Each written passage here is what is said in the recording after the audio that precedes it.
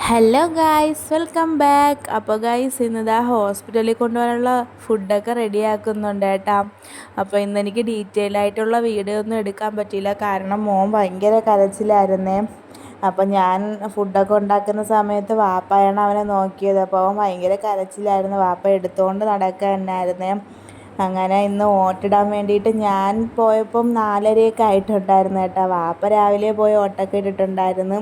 അങ്ങനെ ഞാൻ എന്താ റെഡിയായി മക്കളെയും കൊണ്ടൊക്കെ പോകുന്നത് എന്താണെന്ന് വെച്ചാൽ അവിടെ നിന്ന് ഓട്ടിട്ടിട്ട് പിന്നെ അവിടെ നിന്ന് നേരെ ഉമ്മടുത്ത് ഹോസ്പിറ്റലിലോട്ട് പോകാൻ വേണ്ടിയാണ് കേട്ടോ അവരെയും കൂടെ കൊണ്ടുവന്നത്. അങ്ങനെ നമ്മളിത് അവിടെ ഓട്ടിടുന്ന സ്ഥലത്ത് എത്തിയിട്ടുണ്ടായിരുന്നു. അപ്പോൾ വൈകിട്ട് 4:30 ആയതുകൊണ്ട് തന്നെ ആളൊന്നും വലുതായിട്ടില്ലായിരുന്നു കേട്ടോ. ഒരു 3-4 പേരെ ഉണ്ടായിരുന്നുള്ളൂ എനിക്ക് മുമ്പ്.